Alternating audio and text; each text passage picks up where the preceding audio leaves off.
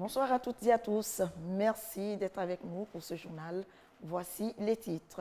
Le Forum des femmes, édition 2023, au centre des discussions, l'inclusion numérique et violences basées sur le genre, opportunités, freins et défis. Des panels ont été animés avec plusieurs sous-thèmes, l'essentiel dans ce journal. Également, dans cette édition, la formation des collectivités territoriales sur la comptabilité des matières, c'est pour leur permettre de réaliser l'inventaire initial et de valoriser les biens inventoriés. Reportage à suivre.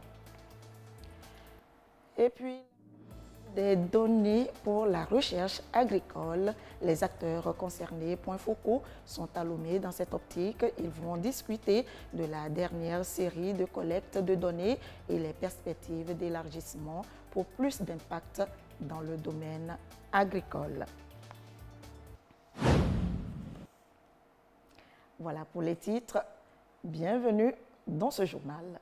Et bien avant de développer tous ces titres, mettons d'abord un accent particulier sur les actions du chef de l'État, Fort Esozimna Nyasimbe, pour le bien-être des femmes enceintes et de leurs bébés. Plusieurs initiatives dont le programme Wezu et la subvention de la césarienne. Ekwe Salah. Centre médico-social d'Adabawere. Dans ses premiers mois de grossesse, Abidé est venue pour sa toute première consultation prénatale. Surprise, elle n'aura rien à payer tout au long de sa grossesse jusqu'à l'accouchement. Elle bénéficiera des prestations aux frais du programme Wezu. Quand ils arrivaient, ils m'ont remis le carnet et une fiche gratuitement. Et ils m'ont donné un numéro qui me permet d'être identifié comme bénéficiaire de Wezu. Wezu nous prend en charge, tout est gratuit. Les produits, si tu viens, on te prescrit les produits, on te donne gratuitement. Tu ne payes rien. Comme Abidé, des milliers de femmes enceintes sont déjà passées par cette étape. Elles étaient plus de 70 000 femmes enceintes à avoir bénéficié en 2022 de ce programme du chef de l'État Fort Esozimna Nyasimbe destiné à assurer la santé mère-enfant. Parmi les bénéficiaires, ces femmes au rendez-vous ce matin pour faire vacciner leur nouveau-né.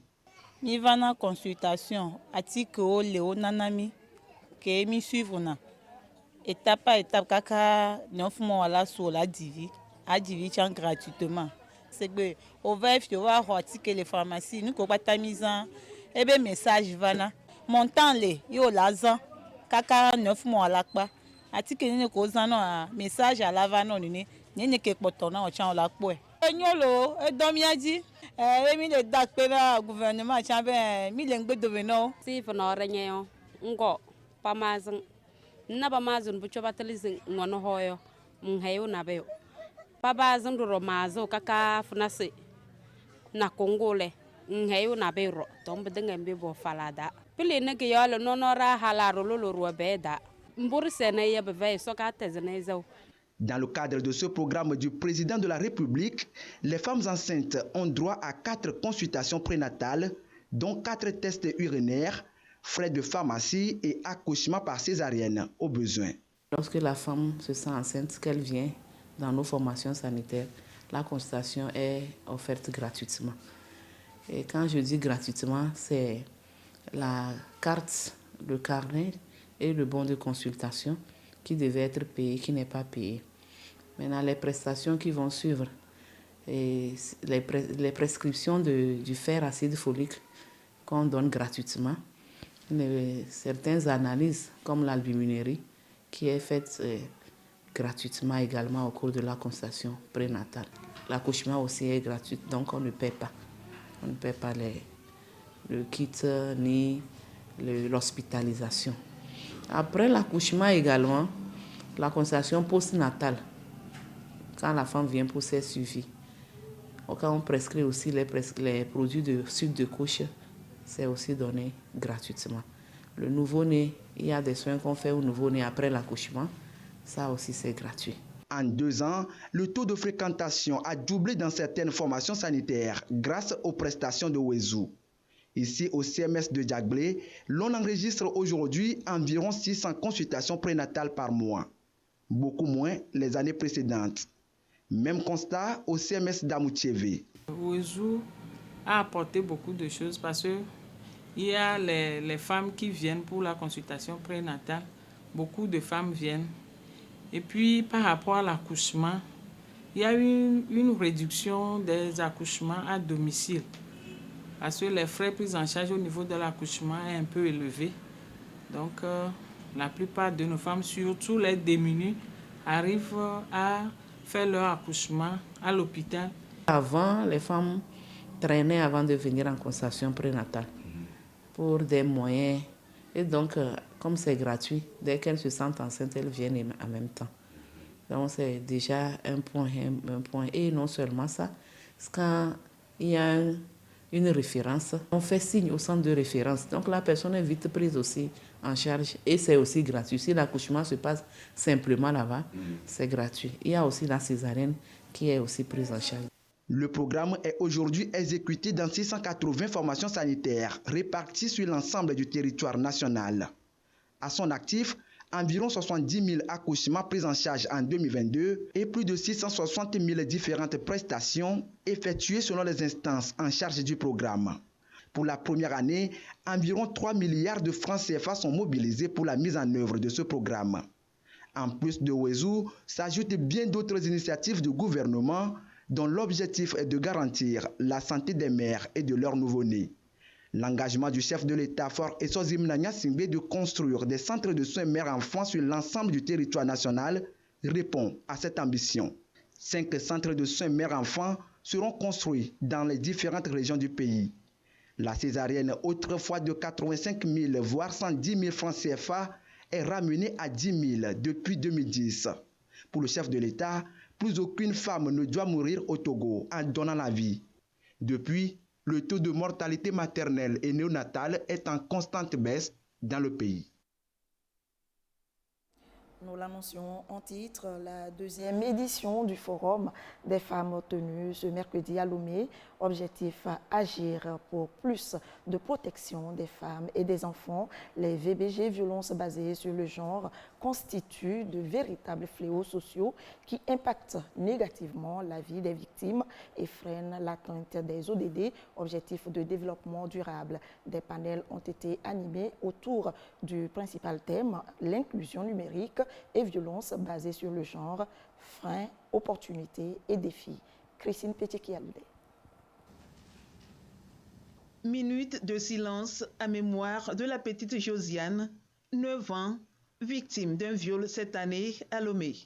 Le harcèlement sexuel, le viol, les cyberintimidations persistent malgré les efforts du gouvernement.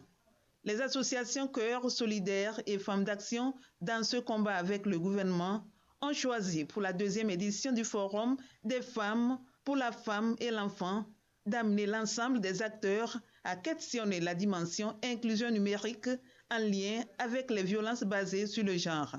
La ministre de l'économie numérique revient à cette occasion sur les efforts engagés, les avantages du numérique, les formes de menaces sur cet espace. 65% des femmes utilisent les médias sociaux pour partager leur expérience de violence et chercher du soutien selon une étude organisée par ONU Femmes. Ces violences peuvent être commises, assistées ou aggravées par le numérique. Il s'agit notamment de la cyberintimidation, le sexting non consensuel, le doxing, c'est-à-dire la publication d'informations personnelles privées. Il y a aussi ce qu'on appelle la sextorsion. Le Togo a une stratégie de digitalisation qui se fonde sur l'inclusion. La digitalisation va nous permettre de mieux intégrer, de mieux inclure les populations dans la société et dans l'économie. Le taux de pénétration du mobile au Togo a presque doublé. 40% en 2011 et 78% en 2021. Le numérique a des avantages, certes, mais il faut s'assurer, selon Maïmounatou Ibrahima, présidente du Forum des femmes, que la transition numérique ne crée plus de fractures technologiques en défaveur des femmes. Votre présence effective à cette rencontre de réflexion et d'échange autour du thème inclusion numérique et violence basée sur le genre, opportunités, freins et défis, est la preuve de l'intérêt que vous accordez à ce combat commun pour le bien-être de chaque citoyen, en particulier les plus vulnérables, les femmes et les enfants. J'exprime ici ma déférente gratitude et mes hommages appuyés au président de la République, son Excellence M. Faure Essoz-Mna Gnassingbé, pour son soutien indéfectible à ce combat que mènent différents acteurs sur le terrain. Il a accordé son haut parrainage aux 2 éditions consécutives et n'a pas hésité à amorcer la mise en œuvre des recommandations du Forum 2021 en faisant introduire des innovations pour améliorer le cadre législatif afin de mieux protéger les droits des femmes et des enfants. Le PNUD reste aux côtés du gouvernement pour soutenir les actions visant à concrétiser l'inclusion numérique et à mettre fin aux violences basées sur le genre. Beaucoup d'efforts sont faits pour renforcer la lutte contre les violences basées sur le genre. La loi protège les apprenants aujourd'hui contre les violences à caractère sexuel. La femme est également protégée contre les violences domestiques, le harcèlement physique, entre autres. Les violences contre les enfants sont signalées à travers les lignes 10-11 et 80-50. La ministre en charge de la promotion de la femme salue l'engagement des 2 associations aux côtés du gouvernement dans cette lutte. Je voudrais saisir la présente occasion pour exprimer notre déférente reconnaissance au chef de l'État, son Excellence M. Faure Essoz-Mna Gnassingbé, pour son engagement personnel et ses orientations stratégiques dans la promotion des droits des femmes au Togo. Sous son impulsion, de multiples réformes dont l'objectif commun est d'offrir dans tous les domaines les mêmes opportunités et droits aux citoyens de notre pays, qu'ils soient hommes ou femmes, ont été opérés. Je voudrais spécialement exprimer ma gratitude aux membres des associations Femmes d'Action et Cœurs Solidaires qui, à travers cette rencontre, nous offrent une fois encore l'occasion d'échanger sur les stratégies à mettre en œuvre pour lutter contre les violences faites aux femmes et aux enfants. Les associations Cœurs Solidaires et Femmes d'Action bénéficient du soutien de plusieurs partenaires, expression de solidarité et de détermination pour venir à bout de ces fléaux et bien d'autres. Et à cette 2e édition du Forum des femmes, elles ont rendu tout le mérite au chef de l'État, Faure Essoz-Mna Gnassingbé, dans la mise en œuvre des programmes Wezu et la Karma. Dans le contexte toujours de la Journée internationale de la femme africaine, une rencontre a été organisée au port autonome de Lomé. Tous les acteurs portuaires et partenaires ont par la même occasion célébré la Journée africaine des mers et des océans. Les détails, Yasmine Kodjia. Women in Maritime Organization, WIMA Africa s'engage de plus en plus dans la lutte contre la criminalité, le terrorisme, les attaques main à main. Plusieurs actions sont menées pour éradiquer ce fléau et donner un peu plus de visibilité à ces femmes de la mer et des océans. Nous sommes des femmes et nous sommes aussi dans le secteur maritime. Nous avons voulu coupler ces 2 célébrations pour en faire une, pour interpeller toutes les femmes et aussi bien les hommes à se mettre ensemble pour préserver le milieu marin. Et si nous avons organisé cet événement aujourd'hui, c'est pour prouver à l'opinion internationale tout l'intérêt que la femme du secteur maritime porte au bien-être des femmes et aussi bien des hommes du secteur maritime et aussi à la préservation du milieu marin. À travers la célébration de la Journée africaine, WIMA Africa plaide pour la ratification de sa charte afin d'amener chaque État à développer un cadre légal pour une coopération étroite à l'échelle internationale. C'est un appel que nous lançons à tous les pays membres de WIMA Africa pour que les femmes dans les différents pays s'organisent pour la ratification de cette charte.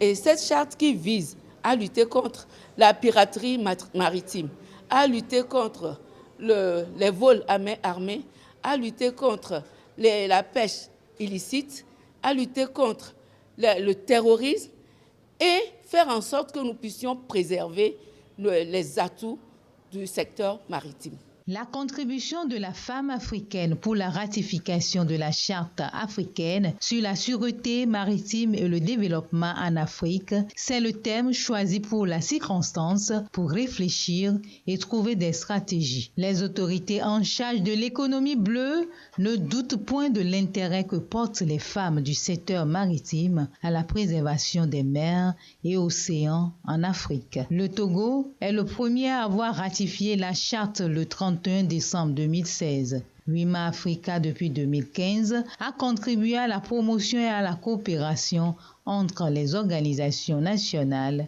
régionales et internationales. WIMA Africa œuvre également pour l'égalité du genre, l'autonomisation de la femme et l'entrepreneuriat des jeunes filles et femmes du secteur portuaire. De son côté, l'association togolaise Femmes et SIDA a réuni ce matin à Lomé les femmes des marchés du Grand Lomé pour les sensibiliser sur l'utilisation des outils numériques. C'était à travers une conférence débat axée sur le métier de commerçant, possible adaptation des pratiques à l'évolution numérique.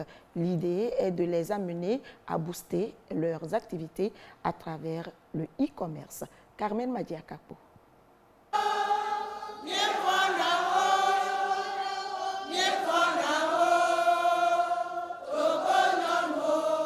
Le potentiel des femmes dans l'économie togolaise n'est plus à démontrer. Leur rôle dans le secteur du commerce illustre la place prépondérante qu'elles occupent dans le développement du pays.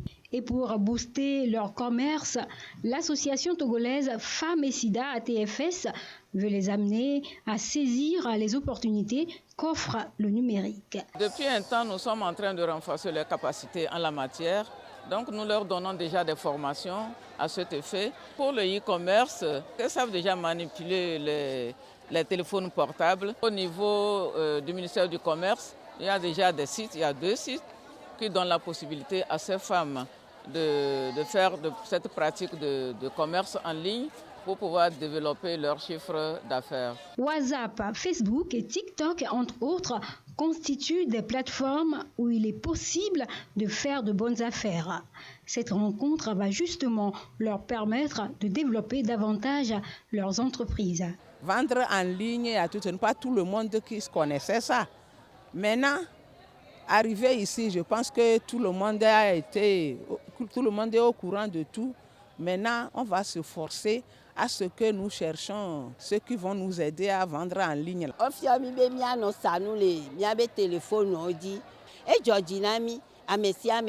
Cette rencontre marque également le 61e anniversaire de la Journée internationale de la femme africaine.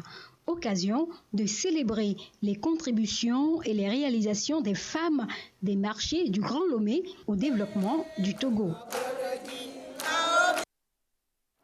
La bonne marche des services publics et la santé des finances, c'est avant tout une meilleure gestion du patrimoine de l'État. Le recensement des biens, leur immatriculation et codification s'avère donc nécessaire, ce qui doit passer par la mise en place de la comptabilité des matières et sa connaissance. Les collectivités territoriales et responsables financiers sont outillés sur le principe.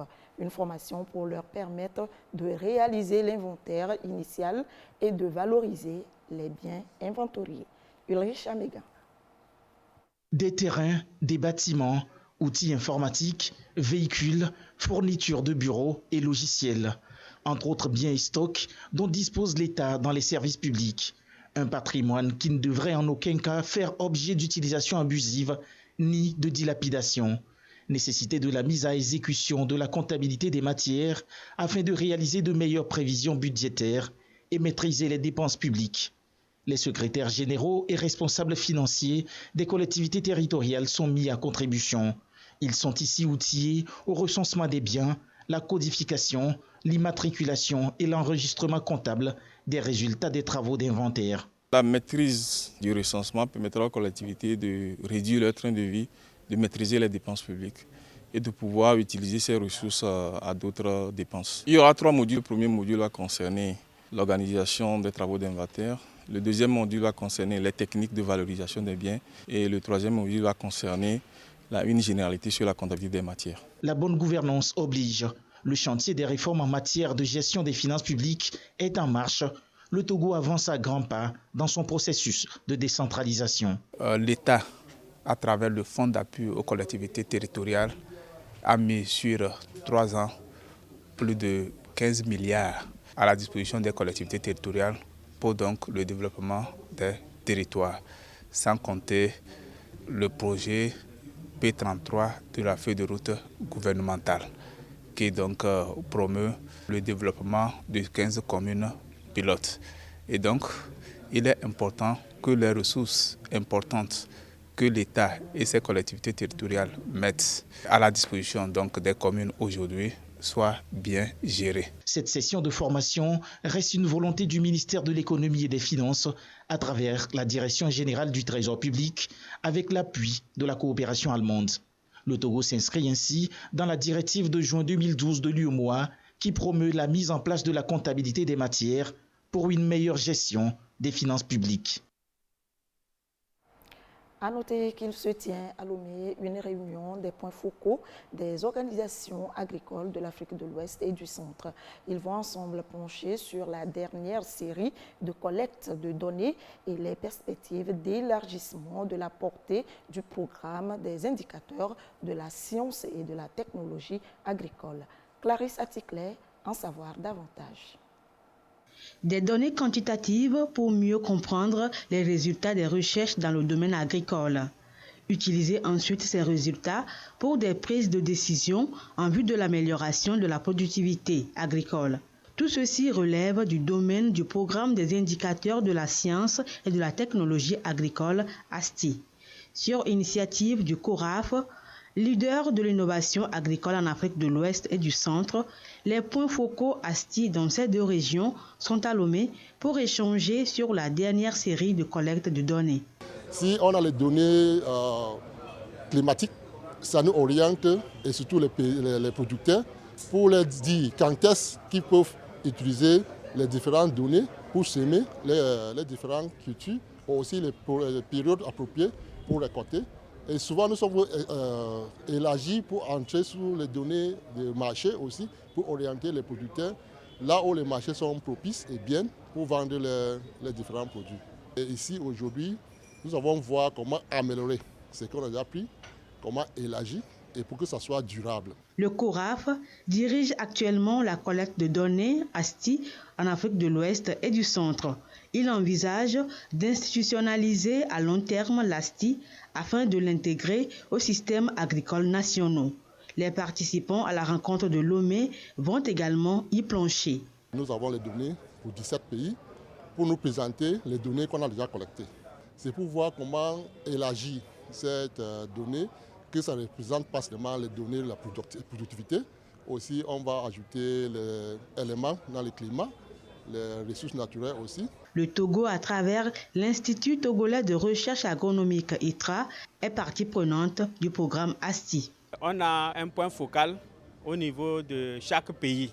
Et au niveau du Togo, c'est l'ITRA qui est le point focal pour rassembler ces données de la recherche. Donc, on va voir le nombre de chercheurs qui travaillent dans le domaine agricole, les chercheurs qui ont le niveau de directeur de recherche ou attaché de recherche, ou bien qui sont à leur début de recherche, et également voir le nombre de publications et voir également les articles, disons les fiches techniques qui sont élaborées, qui vont dans le sens de vulgarisation.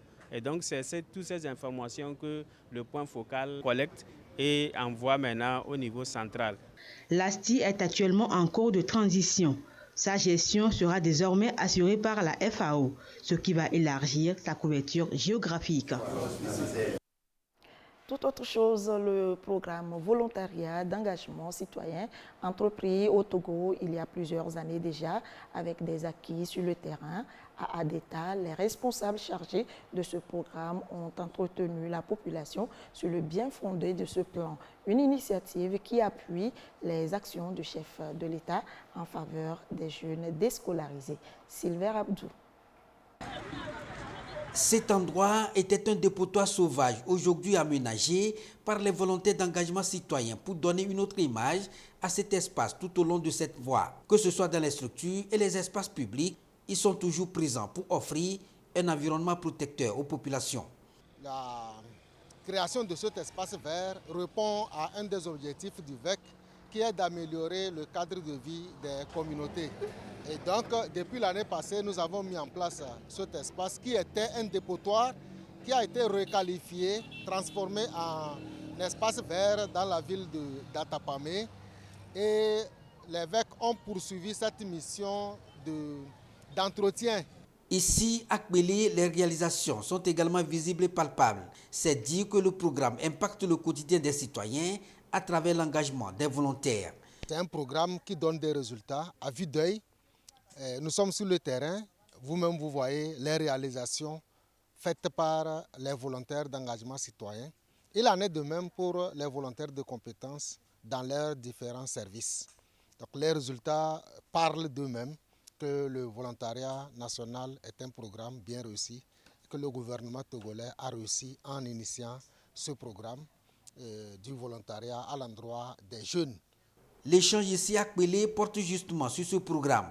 Il s'agit de partager avec la population l'importance du volontariat, programme mis en place par les plus hautes autorités pour non seulement accompagner les jeunes, mais aussi contribuer au développement des communautés.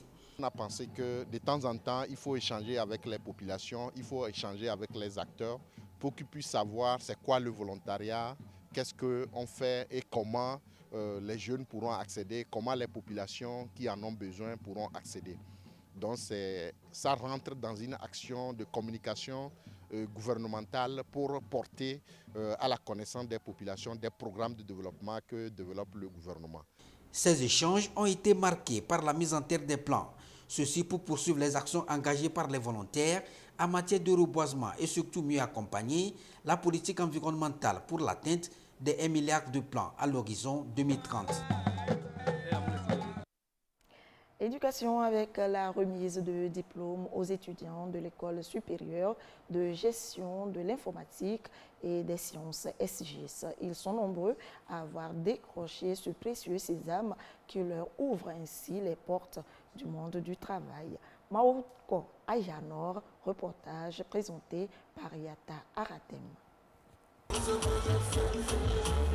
Mission accomplie pour ces étudiants en fin de parcours à l'École supérieure de gestion de l'informatique et des sciences SGIS. Après des années de dur labeur, ils sont enfin nantis de leur diplôme de licence et de master. Un quitus pour faire valoir leurs compétences sur le terrain. Je suis très contente et très fière de moi pour ce parcours et ce traversée que j'ai franchi. Avec ce diplôme-là, je pourrais maintenant avoir un traversé et une avancée sur le monde professionnel. SGIS nous permet non seulement d'apprendre théoriquement, mais aussi d'avoir un côté pratique. J'ai fait sécurité réseau système informatique. Et grâce à SGIS déjà, je commence à jouir de ces fruits-là. Donc je ne peux que dire merci. SGIS, école des leaders, continue d'émerveiller le monde universitaire grâce à ses résultats probants. Avec toute une panoplie d'offres de formation, l'école, du haut de ses 30 ans d'existence, a formé environ 17 000 diplômés. L'école a pris son essor, on l'a dit en 1994. Aujourd'hui, nous sommes heureux de voir qu'un long parcours a été fait avec un sens de leadership affirmé. C'est un bonheur pour nous de voir ces jeunes évoluer et je crois que ce jour est à leur honneur. Notre première convention a été signée avec l'Université française en 2002. C'est dire que très tôt, nous avons compris que dans la nouvelle donne de la mondialisation qui se présentait, il n'était plus possible à une entité comme la nôtre d'évoluer en système isolé. Il fallait trouver donc des partenaires français ou des partenaires européens et même des partenaires africains pour former des cadres d'élite qui vont également apporter leur pierre à l'édifice. Le parrain à cette édition est le directeur de l'Aura Bank, une institution partenaire de SGIS. 1000 jeunes qui sont diplômés de l'SGIS, qui, je constate, est une très grande école avec de bons partenariats, une longue expérience. Je pense principalement aux stages qu'on pourrait accorder aux meilleurs étudiants sortis de cette institution.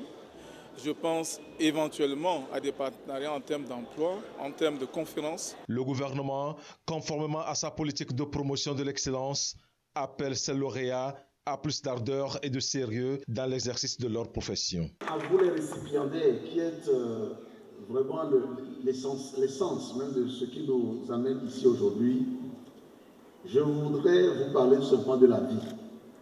On ne vous parlera plus aujourd'hui d'aller étudier. On ne vous dira plus aujourd'hui d'aller chercher vos bouquins. C'est en partie fini. Vous êtes là pour recevoir vos diplômes. Donc vous êtes appelés désormais à rentrer dans la vie active.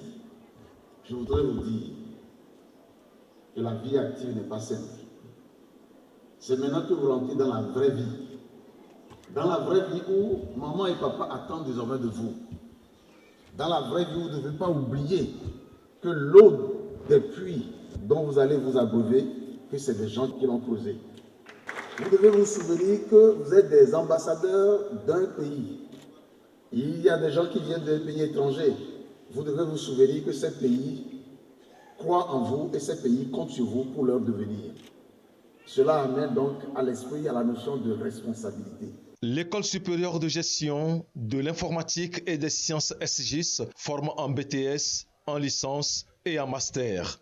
Elle est aussi au Bénin et au Gabon. Cette information pour poursuivre, le président de la commission technique de gestion et de suivi de l'aide de l'État à la presse porte à la connaissance des directeurs de sociétés de presse écrite et en ligne, de sociétés de radio et de télévision commerciale, ainsi que de radio communautaire, que la liste des organes de presse éligibles à l'aide 2022 suite à l'étude des dossiers de demande est disponible. Cette liste peut être consultée au siège de la HAC à Lomé, au bureau de l'antenne régionale de Kara et sur le site www.hactogo.tg. Les réclamations seront reçues au secrétariat général de la HAC au plus tard lundi 7 août 2023 à 17h30. Pour l'anniversaire, les 50 ans d'existence de la télévision togolaise, la Chine est à nos côtés, don de vivre et non-vivre au profit des orphelinats, stand découverte de la culture chinoise. La Chine réitère son engagement à accompagner la TVT dans son processus de réforme. Nous vous proposons quelques images illustratives. Regardez.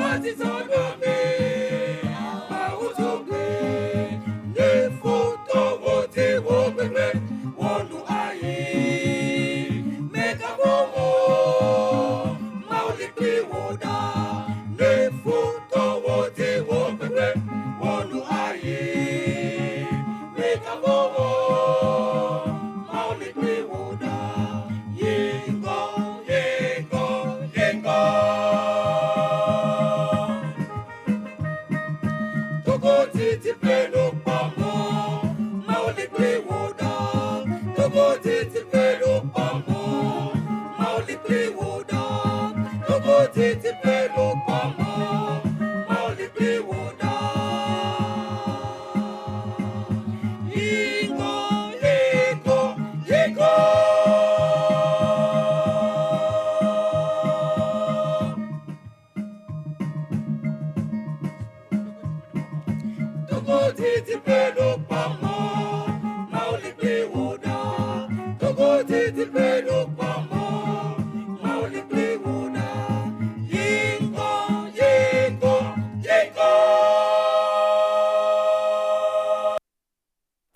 Et c'est ainsi que se termine ce journal. Merci de votre attention. Restez avec nous, nos programmes se poursuivent. Merci de votre fidélité. Très belle soirée à vous.